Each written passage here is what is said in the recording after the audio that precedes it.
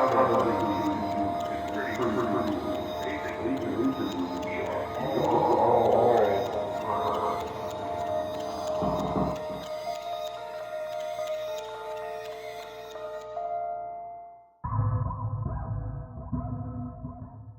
guys, and welcome back to Psychic Celluloid Signals. It has been a very long time, and it's not because we've gotten bored of YouTube or anything.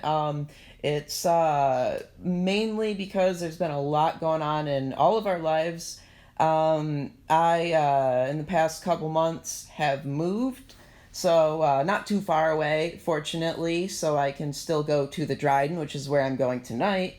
But that's one thing that's been going on. Another thing that's been going on is Glenn is working on a very large, sort of medium term sized project. I can't say any more about that, but I can say that it's something that I think a lot of you guys watching this video would be very interested in. So stay tuned, and we'll definitely be revealing more information when we can.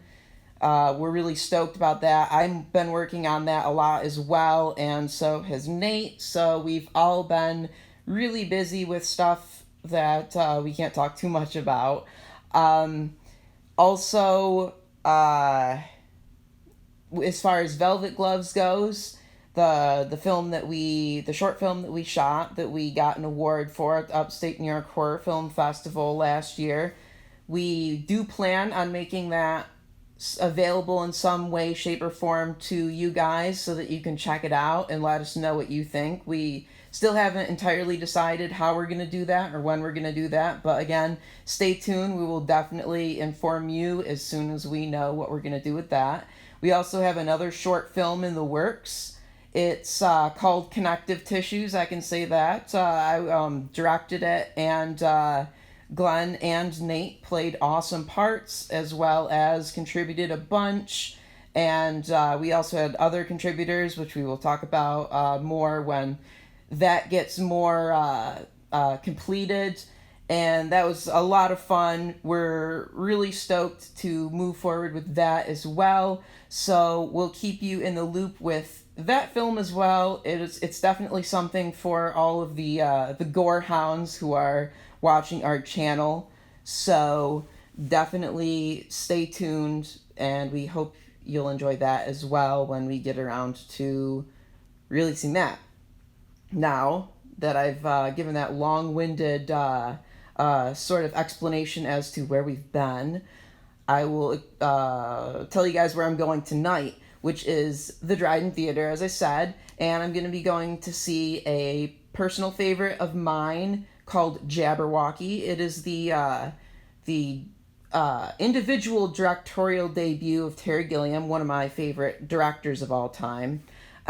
He has directed other stuff before this, like Monty Python, The Holy Grail, but that he co-directed. This is his individual directorial feature-length debut, and it's a very interesting film. It's called Jabberwocky, which is a reference to, of course, the nonsense poem Jabberwocky in Through the Looking Glass. And anyone who knows me personally knows that I am a gigantic Alice in Wonderland nut. There's even a poster back there, an Alice poster there. There's an Alice poster over there. Yeah, I'm a bit of an Alice nut, and I'm really excited to see this film on 35 millimeter. Now, it's not really an Alice in Wonderland film.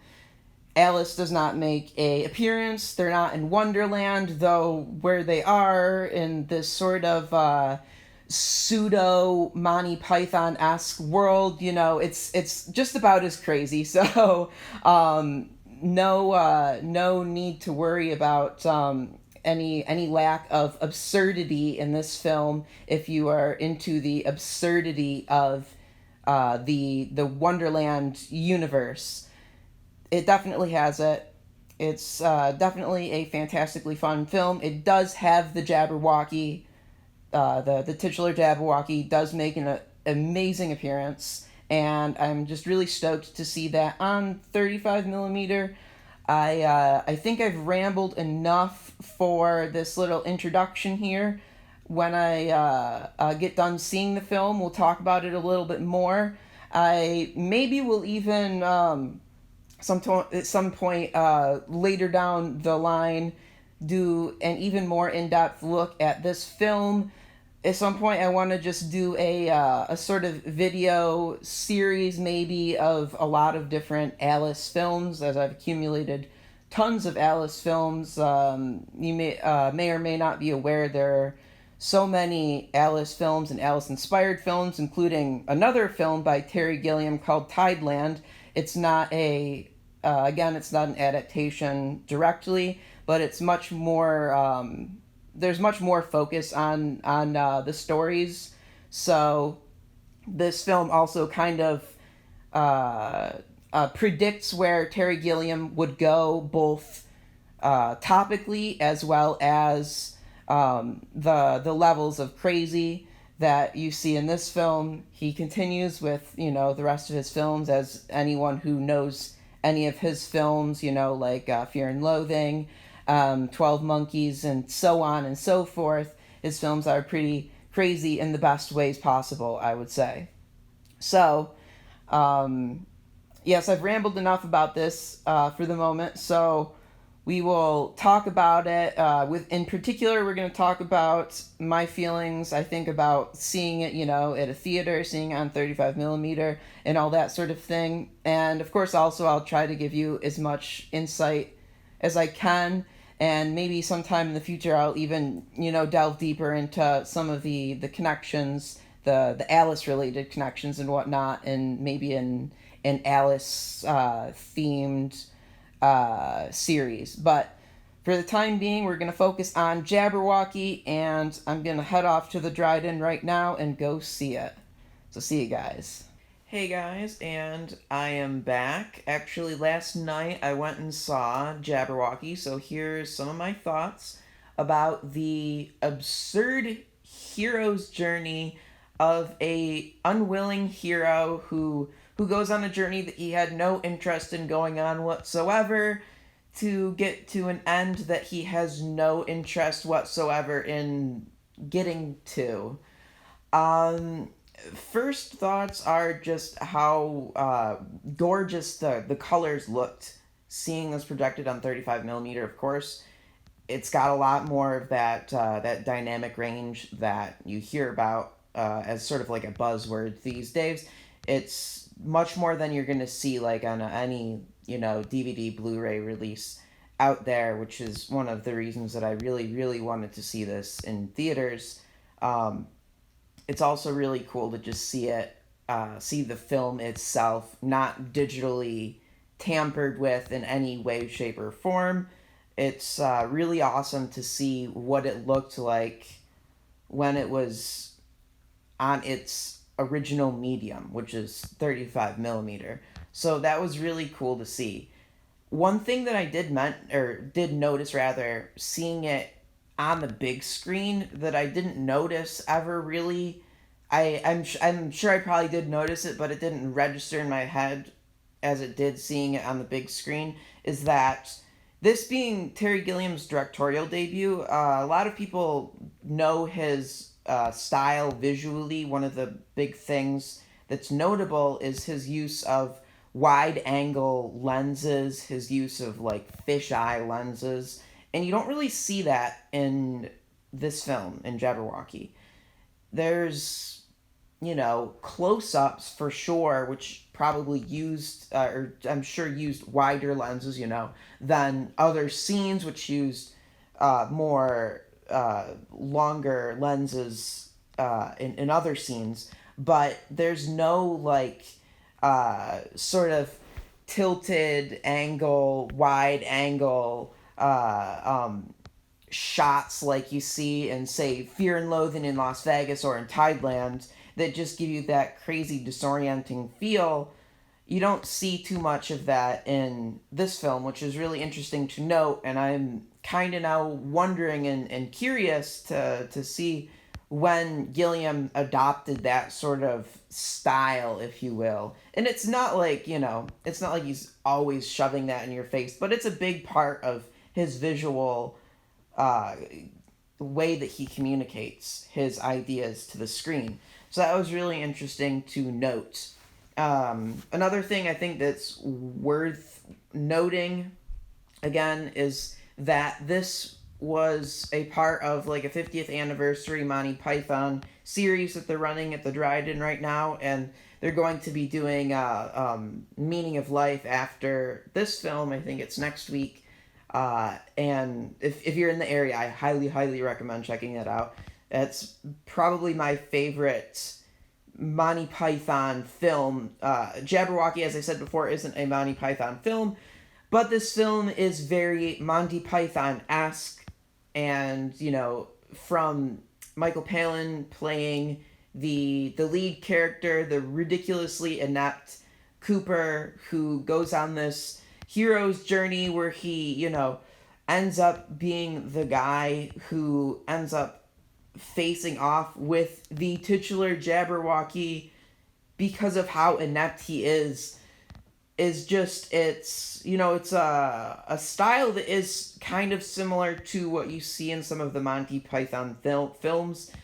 For instance, it reminds me of Life of Brian, I believe, where, there's this character that everyone keeps mistaking for the Messiah, even though he's, like, trying his hardest not to be taken in that light, if I remember correctly. So it's similar, very similar to that sort of thing. And it's played by an actor who frequently played large parts in Monty Python films before this film was made, and films that they made afterwards as well. So there's obviously, you can see the connection from Monty Python to Jabberwocky as well. Terry Gilliam, who directed the film and also plays, which I didn't know before until seeing the credits on the big screen, he also plays the crazy rock guy who thinks that the rocks are diamonds.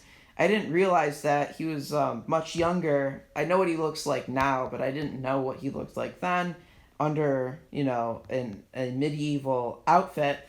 But he was the crazy guy who thinks that these rocks that he's collecting are diamonds. And he was also a part of the Monty Python crew. He was the American guy in the crew.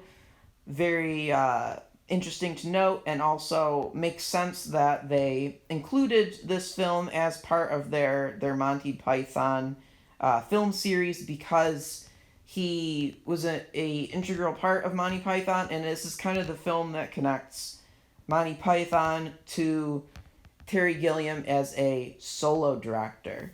So those are, some of my main thoughts, main things that I noticed. Other things, like I noticed a lot of things in the credits, like they thanked the Reverend Charles Ludwig Dodgson, the guy who's better known as Lewis Carroll, for his poem Jabberwocky, which is really cool. I don't know if I ever noticed that in the screen crawls on a little television, but I noticed that on the big screen. I also was, I think, more aware of the poem itself being told throughout the film with these this sort of Punch and Judy show that someone was putting on in the town somewheres, and I thought that was kind of cool as well.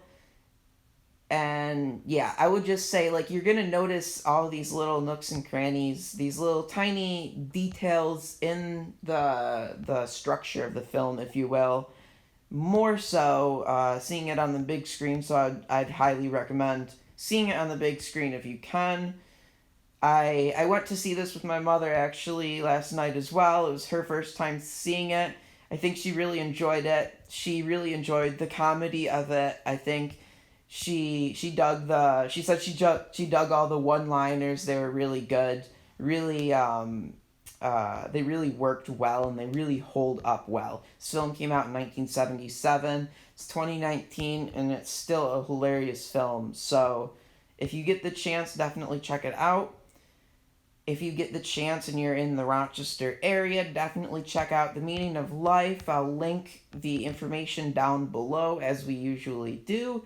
And tonight, as of me currently recording this, Glenn and I are going to be going to see the original King Kong. So you'll hear more about that from us in our review of that. So stay tuned for that as well. And as always, keep it psychic and keep it real.